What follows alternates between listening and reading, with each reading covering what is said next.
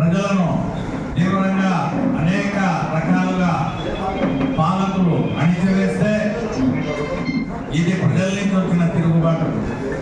అధికారంలో ఉన్నామా, అధికారంలో లేమా, అధికార పార్టీనా కాదా అనేది లేదు. నేను ఈ తిరుగుబాటుకు ఎప్పటికీ సంపూర్ణ మద్దతు ఇస్తాను. మీతో పాటు వచ్చి అధికారులకు వ్యతిరేకంగా మీ పని కనుక చేయకపోతే నేను మీతో పాటు ప్రభుత్వం తరపున అధికారులను నిలదీసడానికి సిద్ధంగా ఉంటాను. చంద్రబాబు నాయుడు గారి ప్రభుత్వం ముఖ్య ఉద్దేశం ప్రజలకు న్యాయం చేయాలి. అయితే అధికారులతో మాట్లాడడం జరుగుతూ ఉంది. కలెక్టర్ గారితో కానీ, ఆర్డీఓ గారితో కానీ, ఎంఆర్ఓ దగ్గర నుంచి ఆర్ఐ గారి వరకు వాళ్ళు ఏం చెప్తున్నారంటే 5 సంవత్సరాలుగా అనేక అవకతవకలు జరిగినాయి. ఈ అవకతవకలన్నీ మేము 2-3 నెలల కాలంలో సరిదిద్దలేకుండా ఉన్నాము. మా పరిధి మించి చాలా జరిగినాయి.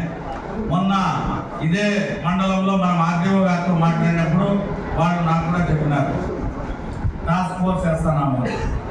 మీటింగ్ ప్రారంభం కాకముందు ఆర్డీఓ గారు స్వయంగా పోయి కొన్ని ప్రాంతాలను ముందు సమస్యలు ఉంటే చూసి వచ్చినారు. ఇప్పుడు ఆర్డీఓ కార్యాలయంలో టాస్క్ ఫోర్స్ ఎప్పుడు వేస్తారో మనం కనుక్కుందాం. ఎందుకంటే ఉన్నత స్థాయిలో కూడా మదనపల్లెలో రికార్డులు కాల్ చేశారు, రికార్డులు అందుబాటులో లేకుండా చేశారు.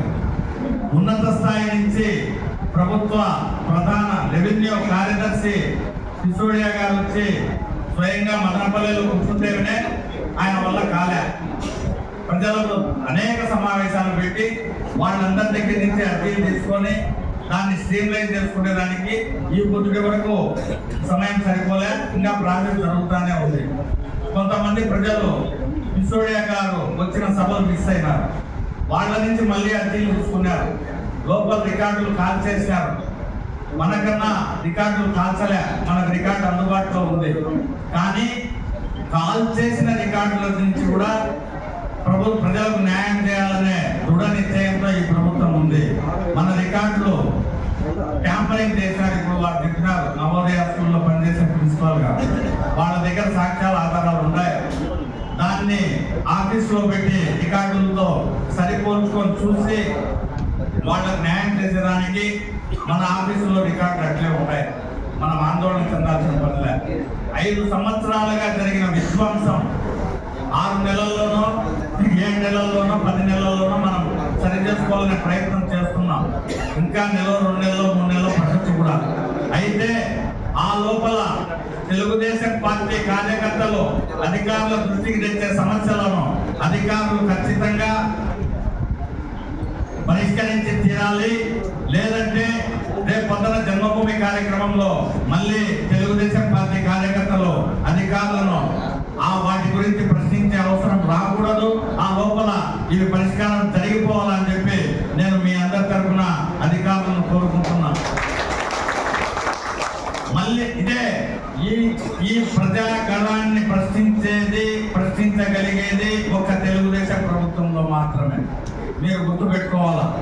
తెలుగుదేశం ప్రభుత్వం లేకుండా పోతే మీరు ఇప్పుడు అధికారులను అడిగిన విధానం, నిలదీసిన విధానం, మీ సమస్యల గురించి ప్రస్తావించే విధానం వేరే ప్రభుత్వాల్లో ఉండనే ఉండదు. మీకు కనీసం ఇప్పుడు అవకాశం వచ్చింది. మీరు అడిగినారు, అధికారులు బాధ్యతగా ఒకరోజు ఆలస్యంగానైనా మీ సమస్యలు పరిష్కారం చేస్తారు. వేరే ప్రభుత్వాల్లో మనకు అవకాశం కూడా ఉండదనే విషయం గుర్తుపెట్టుకోండి. ఈ ప్రభుత్వం ఉన్న లోపల ఎవరికైతే అన్యాయం జరిగిందో వాటన్నిటినీ మనం పరిష్కారం చేసుకుందాం.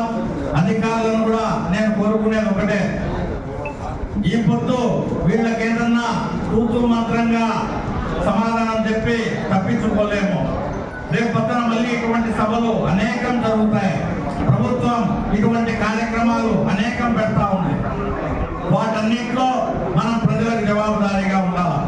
ఈ రోజు వాళ్ళు లేవనెత్తిన సమస్య 3 నెలల నుంచి ఆఫీసులో అలాగే పరిష్కారం కాకుండా ఉండిపోయింది. ఈ పొద్దు వాళ్ళు ప్రశ్నించినారు. రేపు మనం పరిష్కారం చేయకపోతే ఎల్లుండి జరిగే సభలో మళ్ళీ మనం అందరం సమాధానం చెప్పుకోవాల్సి వస్తుంది. అప్పుడు మేము ఇక్కడ కూర్చోం. అక్కడ కూర్చొని మీతో పాటు అధికార యంత్రాంగాన్ని వాళ్ళు ఎవరైనా సరే ఖచ్చితంగా మీతో ఉండి ప్రశ్నిస్తామని చెప్పి ఈ సందర్భంగా ప్రజలందరికీ తెలియజేసుకుంటూ అధికారులు కూడా వీటిని వచ్చే సభలో